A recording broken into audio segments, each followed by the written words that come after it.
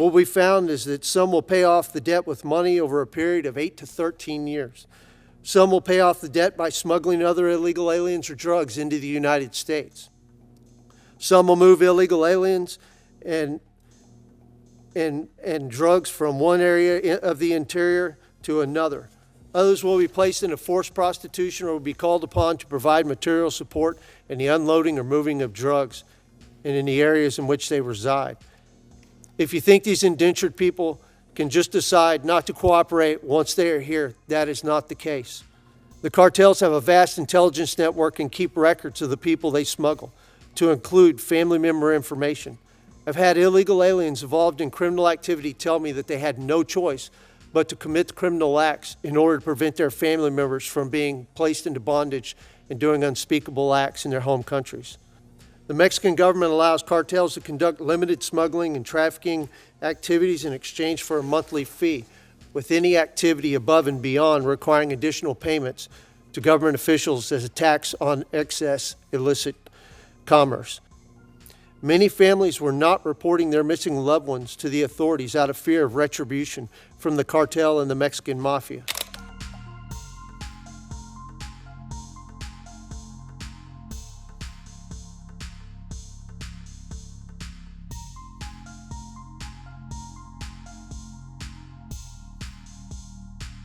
Sheriff Boyd, why don't we start with you, and if you take about 5 minutes or so to make an opening statement, and then I'm sure we'll have some questions for you and the rest of the witnesses.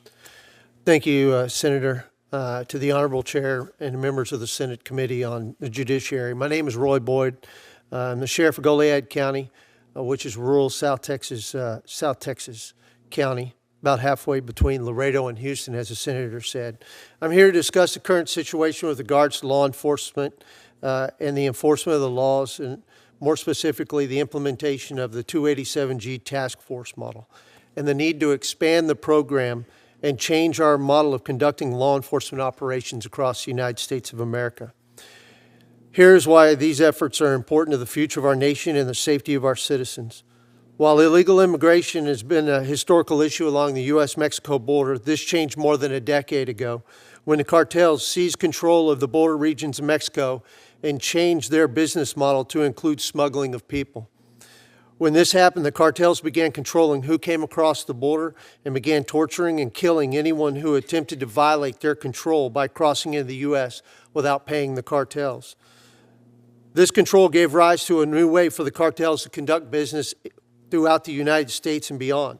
In Mexico, the federal government leases territories to criminal organizations in what they refer to as the plaza system. The Mexican government allows cartels to conduct limited smuggling and trafficking activities in exchange for a monthly fee, with any activity above and beyond requiring additional payments to government officials as a tax on excess illicit commerce.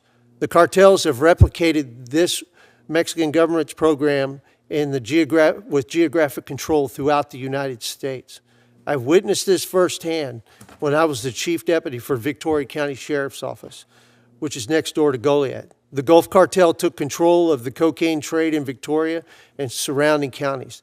They then leased the sole distribution rights for the dealing of pure cocaine to the Houston chapter of the Mexican Mafia. The Gulf Cartel then sent out people onto the streets to tell the other dealers that unless they were authorized distributors of pure cocaine, they would have to cut their product by at least 50% with inert material. After operations were underway, the cartel sent people back out on the streets to purchase cocaine from non-authorized distributors for the purpose of testing the product for purity. If the cocaine was without inert product, the dealer was given a warning about violating the cartel's control of the product within the plaza. During this time, we began to receive word from local cocaine dealers that local cocaine dealers were disappearing.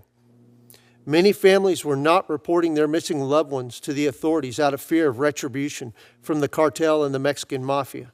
In total, our contacts on the streets advised that at least 10 drug dealers had refused to dilute their product and had been disappeared, never to be seen again. Only one family went public and sought justice for their son. We never found him or discovered what became of him or his remains. The other aspect of this new business model was that cartels began using illegal aliens smuggled into the United States as part of their logistic workforce. When people are smuggled into the U.S., they must pay a fee to the cartels in order to gain safe passage. In our area, most illegal aliens are smuggled into Houston for transport across the eastern half of the United States. Once in Houston, they are given the final amount that they owe the cartels and their contractors for being here. From there, the illegal aliens end up in various forms of indentured servitude across our nation. However, as part of that obligation of the cartels, these people have to be willing to provide labor and other services to pay off their final debt. We've interviewed many illegal aliens who have been smuggled into Texas during our investigations. What we found is that some will pay off the debt with money over a period of 8 to 13 years.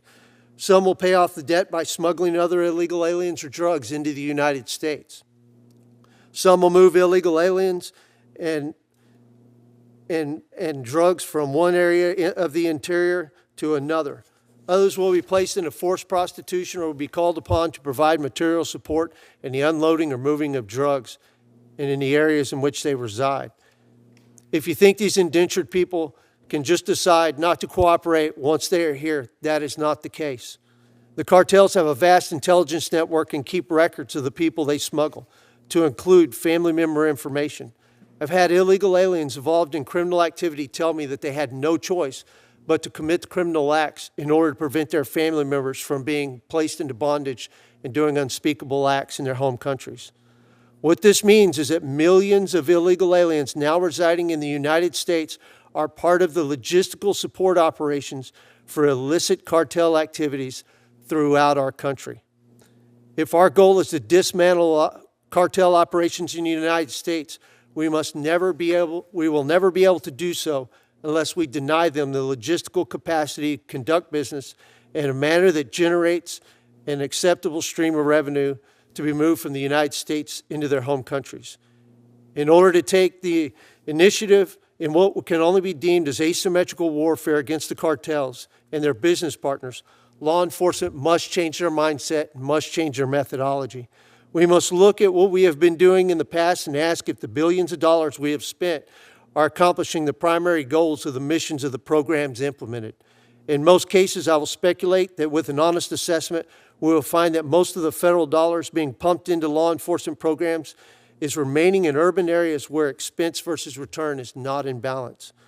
According to ICE.gov, as of November 14th, 2025, there were 1,167 local and state law enforcement agencies in 40 states that had signed memorandums of agreement for at least one of the 287G programs.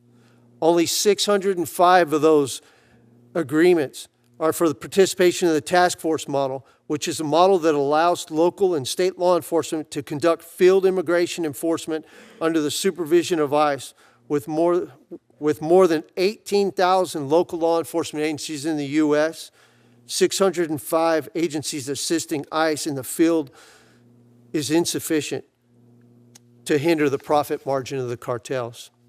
If we are to succeed in this monumental task, this effort of defeating the cartels, we must restructure our law enforcement efforts.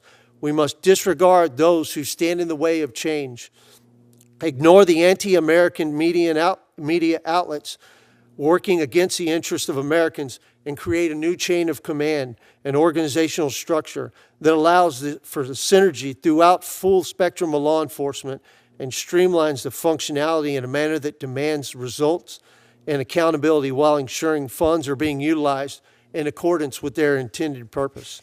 This purpose must be to defund and prosecute organized criminal activity throughout America, which will not happen if we fail to enforce our immigration laws and deport those who have violated our sovereignty and have placed themselves at the disposal of organizations who victimize our citizens. The presence of Mexican cartels in the United States has changed how domestic criminal organizations function. It has created a negative impact that is becoming more pervasive day by day. Street gangs, motorcycle gangs, and other domestic criminal organizations have all been relegated to the status of mere contractors and subcontractors for the cartels. As such, they are beholden to act as they are commanded by their masters. Furthermore, hostile foreign governments and organizations have joined to work alongside cartels in an effort to undermine the safety and security of the United States from within. As a law enforcement professional who has witnessed the evolution of the influence of foreign organized crime in the United States, I fear that if we fail to act swiftly and with purpose, we shall find ourselves on the path that mirrors the never-ending violence and instability found in Mexico. In the words of Peter Wrangel, the general of the White Russian Army in 1919 fighting the Bolsheviks, we must have the courage to see things as they are, to look at the situation squarely in the face and be ready for fresh ordeals. Thank you for your time and your consideration.